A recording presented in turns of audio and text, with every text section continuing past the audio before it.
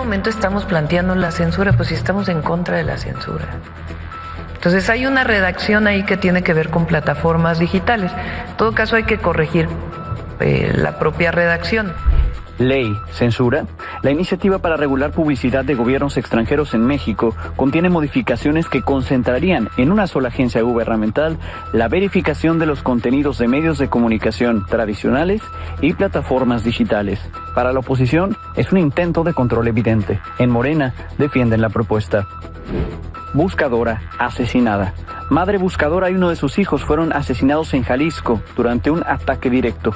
Colectivos, organizaciones defensoras de derechos humanos y la UDG condenaron lo ocurrido. Más de 100,000 ante el Papa. En el segundo día de visitas multitudinarias a los restos del Papa Francisco en la Basílica de San Pedro, se superaron los 100,000 asistentes. Conversé con el embajador de México en el Vaticano, Alberto Barranco, y recorrí con el padre Jorge Enrique Mújica lugares clave en estos días de honores y previos al cónclave. Las capacidades de México y su posibilidad de atracción de inversiones, yo veo que van a crecer en función de lo que está ocurriendo. Optimismo pese a proyecciones. En medio de los pronósticos del Fondo Monetario Internacional sobre una recesión en México, el secretario de Economía, Marcelo Ebrard, presentó el portafolio de inversiones para el país. Prevé la llegada de casi 30,000 millones de dólares. Conversé con Enrique Perret desde Washington.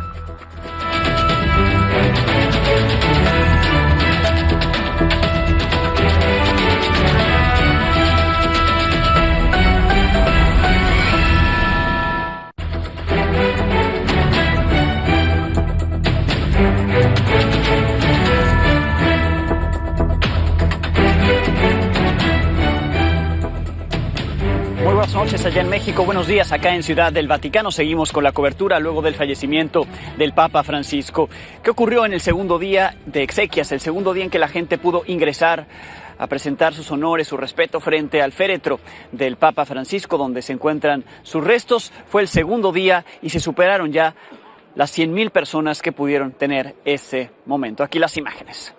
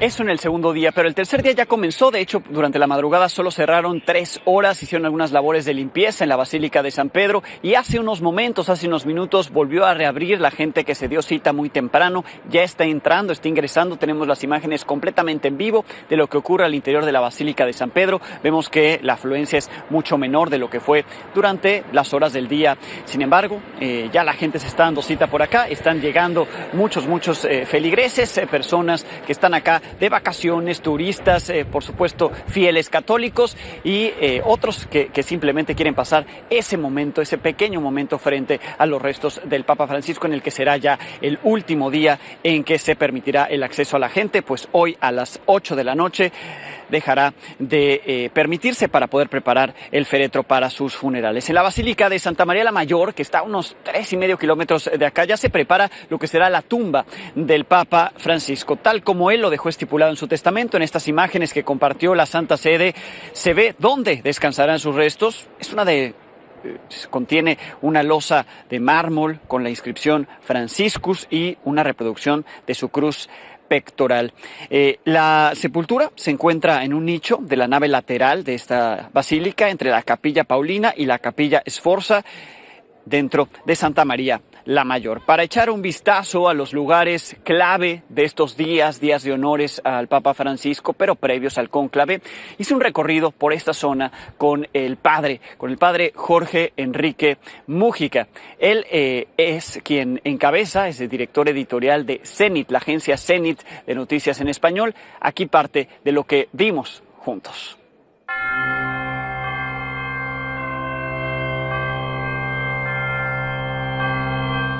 Estamos en uno de los accesos al Vaticano con el padre Jorge Enrique Múgica. Él es director editorial de la agencia Zenit. Muchísimas gracias, padre, por su tiempo. Gracias a ustedes y a Milenio por la cobertura que están haciendo del funeral. Es uno de los accesos importantes porque por acá acceden los jefes de Estado que se darán cita en estos días, precisamente primero para rendir tributo al cuerpo, a los restos del Papa Francisco, y posteriormente participar el sábado en la primera de las misas, pero además el funeral oficial. Sí, además de eso, aquí es el ingreso principal por el que el Papa Francisco, siempre que entraba o salía de la residencia donde él vivía, que también nos queda justo a un costado, y estos días está siendo el ingreso principal por el que, como vemos ahora, están llegando políticos, gobernantes a rendir el último homenaje al Papa Francisco, y a donde llegarán, la puerta por donde ingresarán el sábado, los líderes que lleguen para estar presentes en el funeral del Papa. Este acceso tiene, digamos, a un costado Santa Marta, el lugar que habitó el Papa Francisco y donde estarán en algún momento de estos días posteriores a la muerte del Papa los cardenales. De hecho, es significativo que ya comenzaron a pedir a quienes se hospedaban ahí durante el tiempo en vida del Papa Francisco que desalojen, porque son 134 habitaciones y esas habitaciones están pensadas, fue un edificio pensado por el Papa Juan Pablo II para que los cardenales tuvieran donde hospedarse, de forma que no tuvieran que salir fuera de la Ciudad del Vaticano, y ahora les han pedido que lo desalojen, pues porque están llegando los cardenales y lo ocuparán muy próximamente. También, quizá lo comentamos fuera de cámaras, han comenzado en algunas habitaciones que estaban vacías a arreglar las ventanas porque esto se clausura de tal forma que no tenga contacto con el exterior una vez que inicia el cónclave. Sí, e importante también la seguridad, el dispositivo que se establece por parte del Vaticano, por parte del gobierno, pero aumentará conforme se acerque el sábado, ¿no?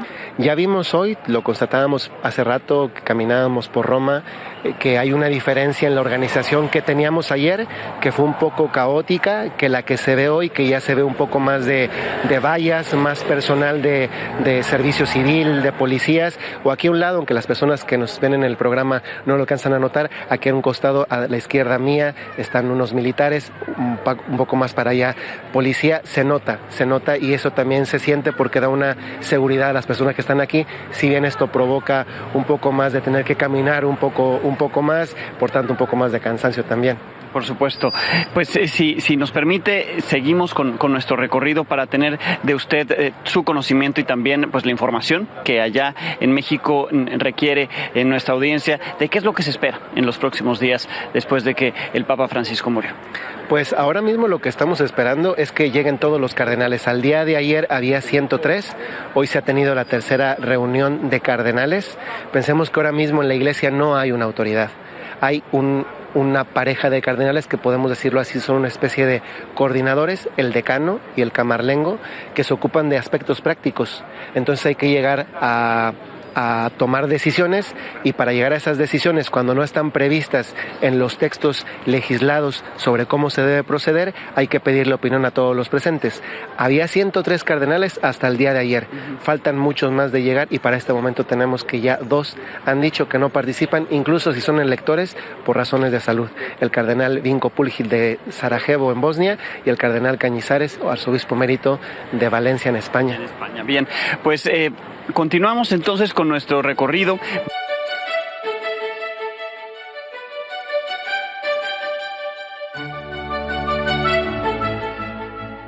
Bien, este es otro de los puntos clave, padre, porque por acá están ingresando los cardenales que ya están por acá y están teniendo reuniones para tomar decisiones en este momento sobre el funeral, lo que debe de pasar en estos días, el novenario, quién impartirá esas misas, ¿no? Efectivamente, ya han tenido 3 reuniones Como en este momento no hay una autoridad en la iglesia propiamente dicha, hay que consensuar las decisiones sobre qué pasos dar. Entonces, tienen que reunirse para estar de acuerdo. Sabíamos, como lo comentábamos en otro momento, que para este momento hay 103. Para el funeral es previsible que prácticamente estén todos.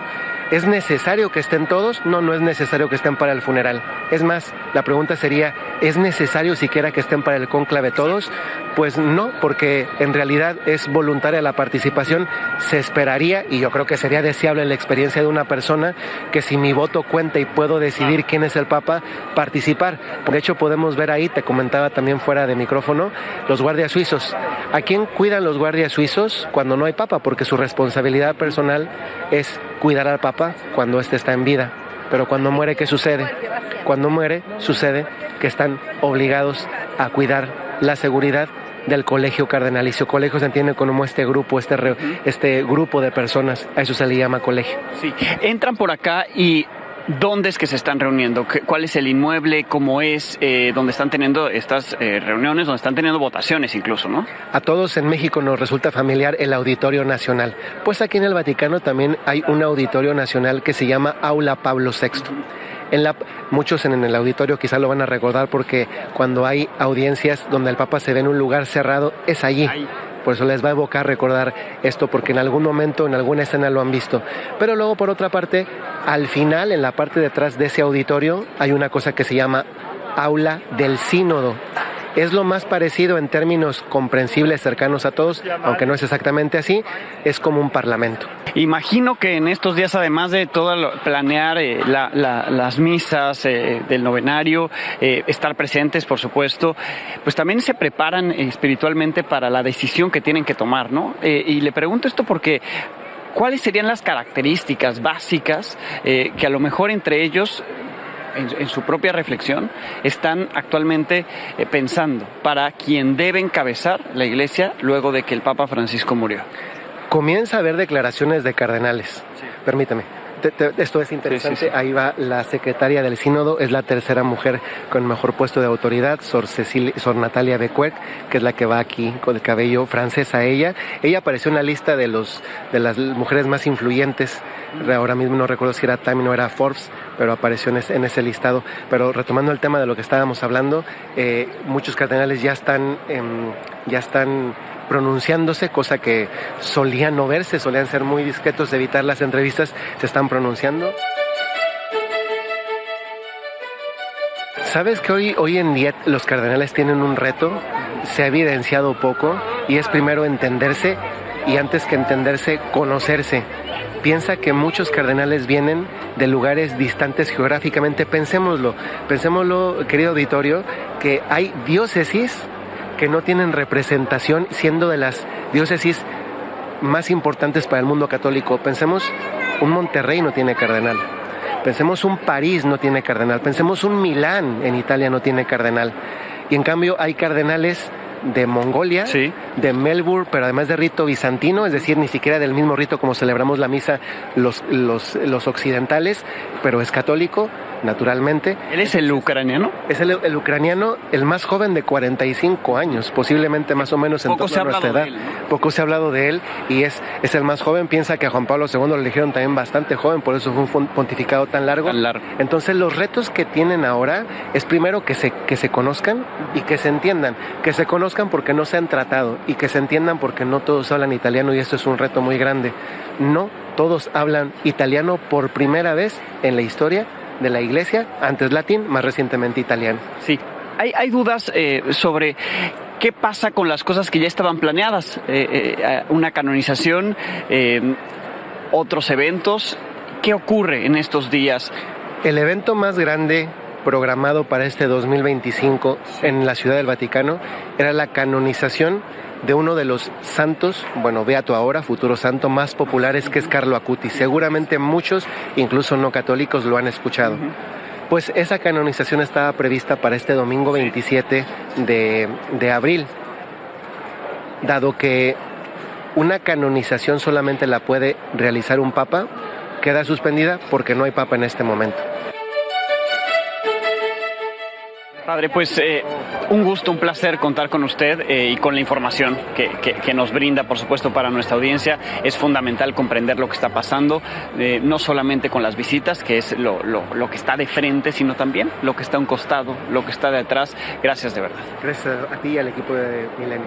Es el padre Jorge Enrique Múgica. Síganlo en sus redes, estamos poniendo ahí en pantalla la cuenta, porque ahí está informando constantemente cosas de las que, pues no, los que estamos acá no nos estamos enterando, pero él tiene el contacto directo y tiene pues el conocimiento de más de una década viviendo por acá en Roma en distintos periodos. Muchísimas gracias de nuevo. Gracias.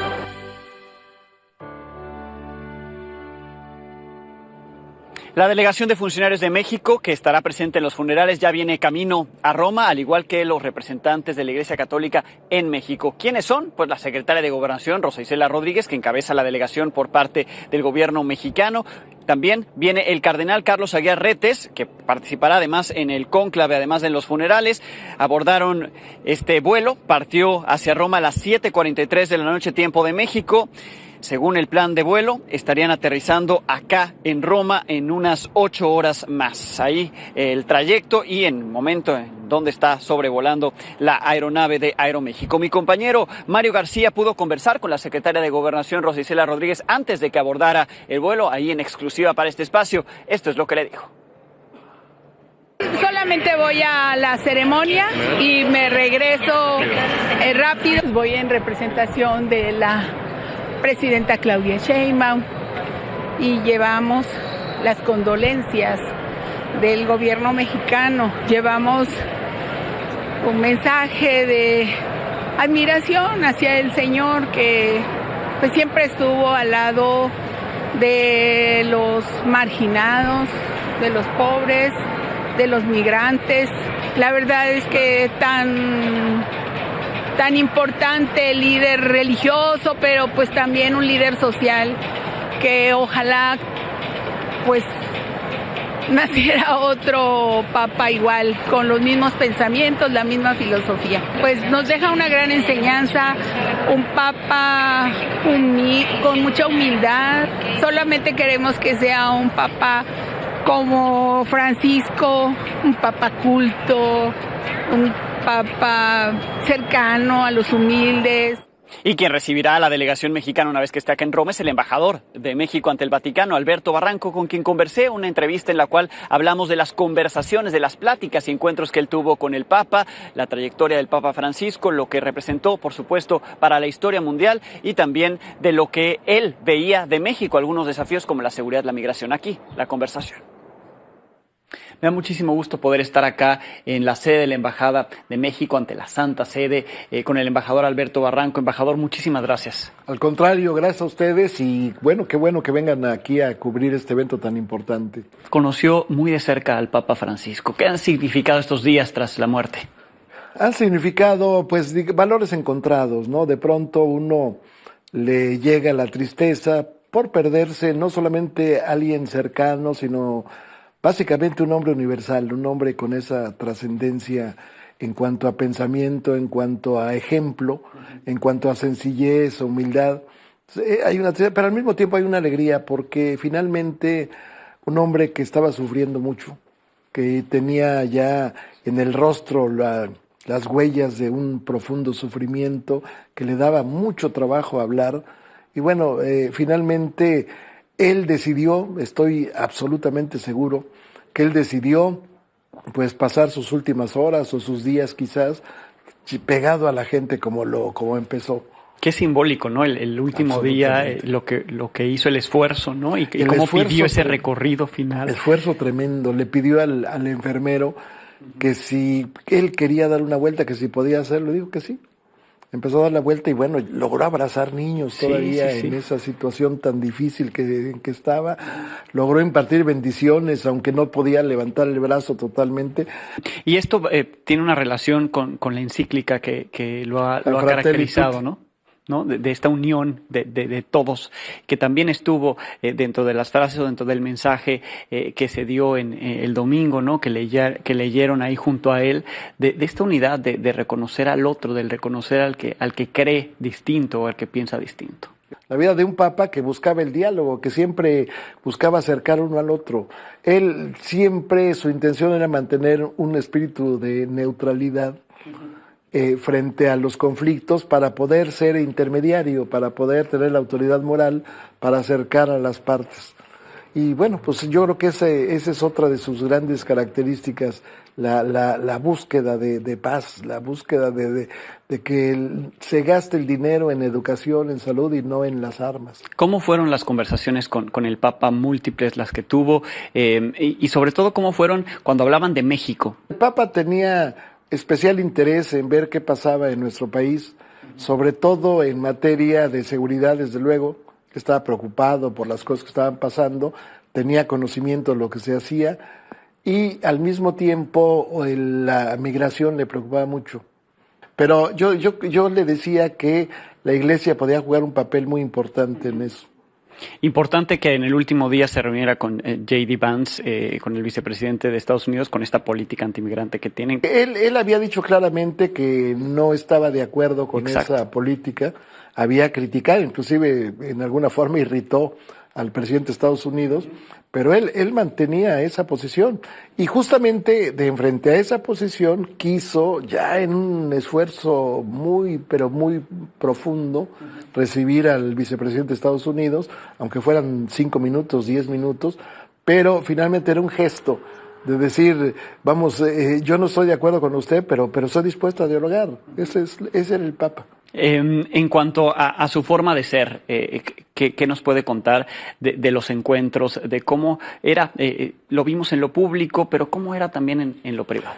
En lo privado era mucho más ocurrente de lo que hacía en lo público. Siempre, cuando se encontraba con la gente, siempre tenía una broma, siempre tenía alguna ocurrencia que hacía reír a la gente, aún en circunstancias muy difíciles. Pero en corto era mucho más. Era gente que de pronto decía las cosas tal cual. A mí me dijo una vez, mire, a mí me pasan papeles para que yo ni los leo. así era su desparpajo de él, ¿no? Ese era su desparpajo. Un hombre de una extraordinaria sencillez, pero al mismo tiempo, cuando hablaba, tenía una profundidad, tenía un consejo, siempre tenía una frase que daba idea de lo que era él. Un hombre que viviendo en la tierra, sabiendo lo que ocurría en la tierra, sufriendo lo que ocurría en la tierra, tenía los ojos puestos en el cielo. Sí, ha considerado que se le puede llamar un papa o el papa inédito. Mire, sí, yo diría que es el papa inédito, el papa de la primera vez. Primera vez que un papa no vive en el Palacio Apostólico. Primera vez que un papa deja el boato, inclusive se quita el pectoral de oro tradicional, se pone uno de plata. Primera vez que un papa llega a meterse a las entrañas financieras del Vaticano. Primera vez de un papa que de pronto decide hacer un castigo ejemplar y procesa a un cardenal. Un papa también inédito en la historia de 2000 años que empodera a una mujer como secretaria de Estado, dentro de lo que aquí se llama dicasterio, pero es una secretaria de Estado, que empodera a una mujer como alcaldesa de todo lo que significa la ciudad del Vaticano. Pero no solo eso, primera vez que un papa cambia las reglas para hacerlas más sencillas en cuanto a su funeral. ¿Qué se prevé para estos días en cuanto a la representación de nuestro país? Bueno, como sabe el auditorio, viene representando al Gobierno de México la secretaria de Gobernación, viene con la directora de Asuntos Religiosos de la Secretaría de Gobernación y ellos son las que integrarán pues la representación de nuestro país. Se tiene ya el lugar donde van a permanecer durante la misa, una misa también sencilla, pero al mismo tiempo solemne. Se espera por lo menos 250,000 personas. 250,000 personas.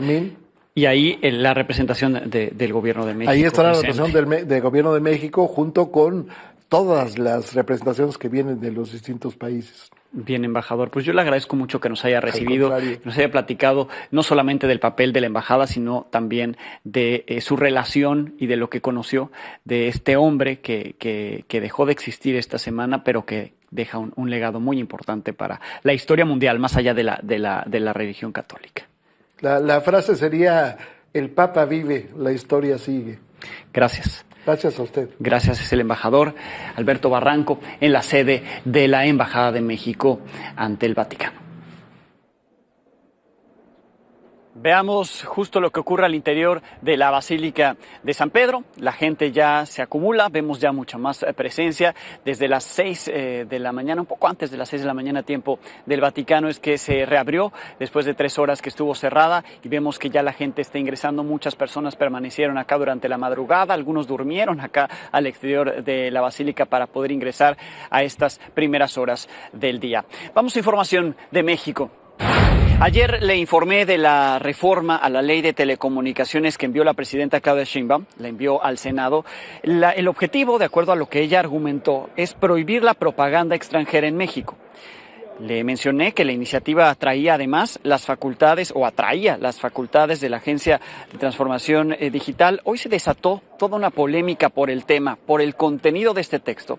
Y es que en la oposición se acusa censura en el artículo 109 de la iniciativa. Señala que las autoridades competentes, es decir, el gobierno, podrá solicitar a la Agencia de Transformación Digital el bloqueo temporal a cualquier plataforma digital como cuentas personales o empresariales en redes sociales si violentan los lineamientos que la misma agencia determine. Señala que la agencia absorberá las atribuciones de la Secretaría de Infraestructura, Comunicaciones y Transportes y del extinto Instituto Federal de Telecomunicaciones para decidir sobre las concesiones de radio, de televisión y banda ancha a su propio criterio. Sobre el tema, la presidenta Claudia Sheinbaum dijo que no hay ninguna censura, pero vaya lo que ocurrió en la sesión donde se empezó ya a discutir esto en el Senado de la República.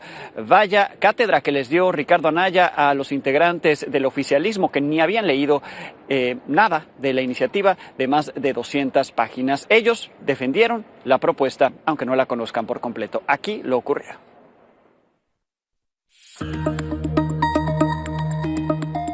Y en ningún momento estamos planteando la censura, pues si estamos en contra de la censura. Entonces hay una redacción ahí que tiene que ver con plataformas digitales. En todo caso hay que corregir la propia redacción.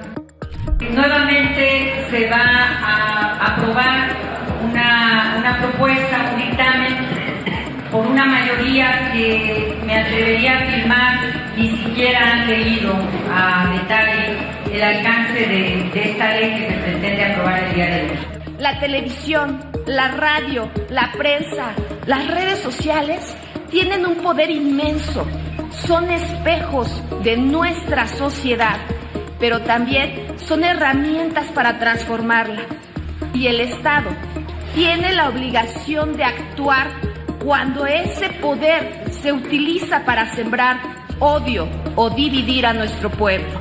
Es la agencia para quitarle al pueblo la libertad de expresión. Ese debería de ser, por supuesto, el nombre concreto de lo que aquí se debería de estar votando.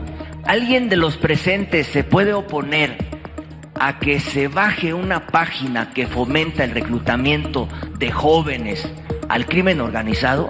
Esta reforma es la nueva censura del bienestar, así le vamos a llamar. Censura del bienestar, porque hoy el gobierno ya quiere controlar todo lo que hay en redes sociales, lo que va a haber en la televisión y en la radio. Creemos que es momento de defender el control de nuestras narrativas, de nuestras pantallas y de nuestras decisiones. Estamos ante la gran oportunidad de poner un alto, un freno a la infodemia para dar paso a lo que debe ser una información veraz y ética. Hice algunas observaciones, hablé con varios senadores hace unos 20 minutos y les dije que simplemente había algunas disposiciones que tenían que revisar. Es un verdadero atentado contra las libertades y los derechos. Este es el fast track más grande en materia de control sobre la libertad de expresión que haya conocido los tiempos modernos. El tema no se ha quedado en una disputa política, también ya reaccionaron organizaciones de defensa de los derechos humanos. Aquí le presento algunas de ellas, por ejemplo, la de la Oficina en México del Alto Comisionado de la ONU para los Derechos Humanos, que hizo un llamado al Senado a garantizar espacios de consulta mediante, mientras se evalúa o se analiza la iniciativa, le pide considerar estándares internacionales en libertad de expresión, información, privacidad, derechos digitales e indígenas. Mientras que la Red de Defensa de los Derechos Digitales señaló que la ley que se está discutiendo amenaza la privacidad y la libertad de expresión. También llamó al Senado a considerar una discusión más amplia e incluyente sobre este tema en lugar de aprobarla en fast track, porque se quiere aprobar ya, porque el periodo ordinario de sesiones del Congreso termina el próximo 30 de abril. Esa es la preocupación, por supuesto el contenido, pero también la celeridad que le están dando al asunto sin revisarlo y sin tener el detalle de lo que están realmente aprobando. Vamos a más información político porque hay actualización sobre la elección del Poder Judicial. El INE aprobó un mecanismo para comprobar que las candidaturas no hayan incurrido en algún delito de violencia de género o estén prófugos de la justicia, además de no tener suspendidos sus derechos políticos y electorales, la conocida como 8 de 8.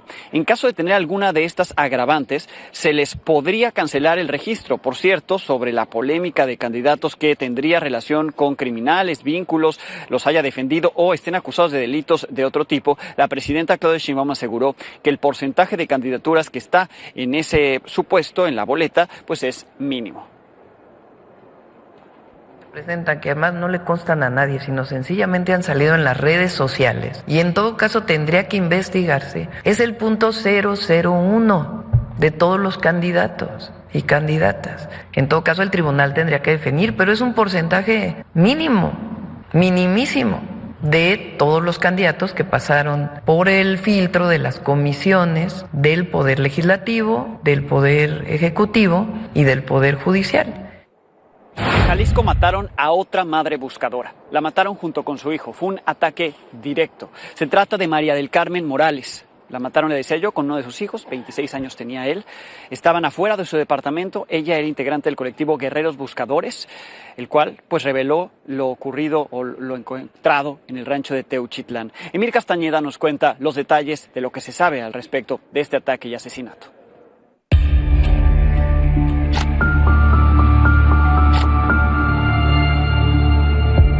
El cuerpo de la madre buscadora, María del Carmen Morales, quedó tirado al lado del de su hijo, Jaime, de 26 años, en una jardinera del fraccionamiento Las Villas, en Tlajomulco de Zúñiga.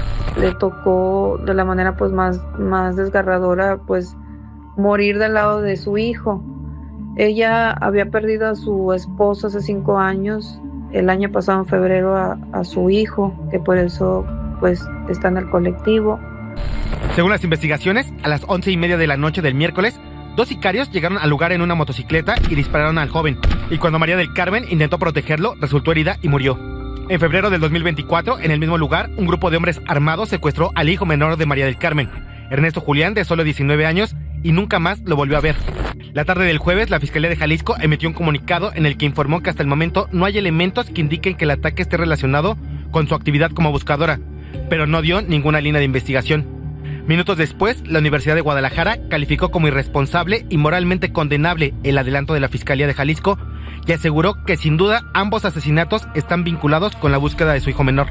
Actualmente, María del Carmen era parte del colectivo Guerreros Buscadores de Jalisco, el cual reveló los restos óseos del rancho de Teuchitlán el mes pasado, y además de Jaime, tenía 2 hijas. Esperemos den con los responsables y que se agilice todo, porque al final de cuentas están dejando 2, una jovencita de 19 años y una niña de 10 años, huérfanas y sin hermanos. Entonces, como víctima tenemos que darle todo el apoyo y todo lo que se pueda. El asesinato de la madre buscadora ocurrió apenas unas horas antes de una reunión entre la secretaria de Gobernación, Rosa Isela Rodríguez, y colectivos de búsqueda, en donde se guardó un minuto de silencio en su memoria. Condenamos enérgicamente estos hechos. Reiteramos nuestro compromiso con la justicia y la lucha contra la impunidad, no solo en este caso, sino en todos aquellos que lastiman a las familias y a la sociedad. Para Milenio Noticias, Emir Castañeda.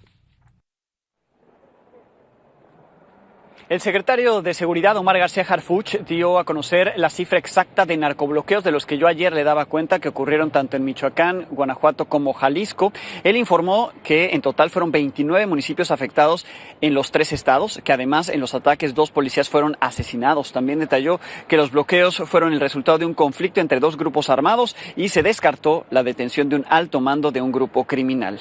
Mientras tanto, allá en Washington continúan estas reuniones del Fondo Monetario Internacional y del Banco Mundial, las reuniones de primavera donde analizan toda la economía mundial. Bueno, pues en estas reuniones este jueves la directora gerente del FMI, Kristalina Georgieva, insistió en que los países deben eliminar rápidamente la incertidumbre sobre los aranceles y la guerra comercial declarada por Estados Unidos y que está frenando la economía mundial. Recordó que al no haber certidumbre para las empresas, estas deciden no invertir en distintos países.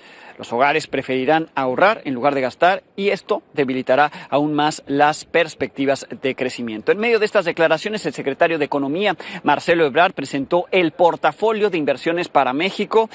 Esto destaca una cifra de 1,937 proyectos registrados ya y con los que se estaría trabajando en todo el país en distintas áreas. El monto de inversión asciende a $298,000 millones. Dentro de este monto se incluye el anuncio de Grupo Modelo sobre una inversión de $3,600 millones entre 2025 y 2027 como parte del Plan México. Así es como lo explicó el secretario Ebrard. El monto de inversión de este momento, al término de la actual administración, son $298,000 millones de inversiones. Me preguntaba alguien, oye, ¿no se han cancelado alguno? Ninguno ha sido cancelado. Es importante que lo sepamos, porque luego se dicen cosas que no son. Estamos concentrados ahorita, así nos lo pidió la presidenta Sheinbaum, en 446 proyectos que tienen diferentes tipos de retos, que tienen que ver con agua, medio ambiente, energía, economía, la propia Secretaría, infraestructura, entre otros. Tenemos que resolver estos 446 para que vayan al mismo ritmo que el restante 1937 que les comentaba yo ahorita. Yo diría que el plan tiene un avance sustantivo a estas fechas, tanto en lo normativo como en la operación y en la inversión. Yo estaría optimista porque vería, y con eso concluyo este comentario, primero que fue acertado planearlo con antelación. Ahora van a ver ustedes que muchos países van a seguir planes parecidos. Las capacidades de México y su posibilidad de atracción de inversiones, yo veo que van a crecer en función de lo que está ocurriendo. La posición de México ha estado en términos relativos mejorando. Hoy exportar desde México es más barato que desde casi todos los países. Entonces tenemos nuevas posibilidades y por ventura pues tenemos un plan ya hecho que estamos siguiendo. Toda la administración pública y también el sector privado y otros sectores. Conversé con Enrique Perret, el director de la US Mexico Foundation, sobre el North Capital Forum en diplomacia que se realizó allá en Washington esta semana. Esto me dijo.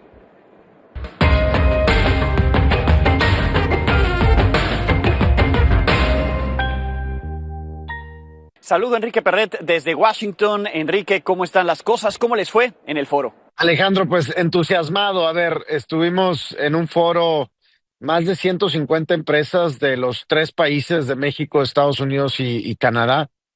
Vinieron más de 50 funcionarios públicos también de los 3 países, no solamente a nivel federal, sino también municipal y estatal de los 3 países. Y bueno, evidentemente funcionarios federales. Más de 44 think tanks y universidades que vinieron aquí a Washington. Y bueno, es nuestra primera edición, Alejandro, del North Capital Forum, pero aquí en Washington, como tú sabes, llevamos ya varios años haciéndolo en México y juntamos a 300 pues tomadores de decisiones aquí en Washington. Vaya, ¿de qué te digo que vengo medio entusiasmado? Creemos que estamos en un buen momento para México, Estados Unidos y Canadá, como retomar ciertos puntos de acuerdo. Hay ciertos consensos, aunque sigue habiendo mucha incertidumbre. Creemos que lo que sucedió en febrero, en marzo, incluso a principios de abril, pudiera ya empezar a tomar forma en los próximos meses. Al menos ese es el sentimiento general de muchos de ellos que ya están en la mesa y que digamos que creemos que estamos avanzando. Ahora, el otro principal acuerdo es que el tiempo es el factor más importante ahorita. Porque un mes más, 2 meses más, 3 meses más es tiempo perdido en la relación trilateral, ¿no? ¿Cómo los notaste? ¿Están esperando, debido a la incertidumbre, mover sus recursos o los notaste decididos que a pesar de la adversidad, pues quieren impulsar la economía de la región? Mira, hay muchos proyectos parados, eso lo sabemos, parados en México, parados en Canadá y parados en Estados Unidos también. Sigue habiendo esa incertidumbre, pero de lo que sí están convencidos, Alejandro, es que el futuro está en Norteamérica. O sea, no hay otro lugar, ¿no? El futuro está en Norteamérica, hay una necesidad de producción en Norteamérica, el mercado está en Norteamérica y es simplemente encontrarle la cuadratura a todo esto. Y creo que hay buen espíritu, muy participativos, Alejandro. Creo que el sector privado, tanto mexicano, americano, como el canadiense, saben que tienen que participar. Enrique, pues gran esfuerzo de la US Mexico Foundation para convocarlos, para reunirlos allá a todos y para impulsar la economía de la región de Norteamérica en medio de la adversidad que ha implicado este gobierno, esta etapa del gobierno de Donald Trump. Seguimos haciéndolo desde la US Mexico Foundation, seguiremos haciéndolo, Alex. Y bueno, pues somos una plataforma que queremos convocar, queremos que la gente participe y aquí estaremos. Abrazo hasta Washington, Enrique. Gracias. Gracias. Con esto hacemos una pausa, seguimos completamente en vivo desde el Vaticano, donde la gente sigue arribando a la Basílica de San Pedro para estar unos cuantos segundos frente al féretro del Papa Francisco en el último día en que se permitirá el acceso a la gente. Volvemos.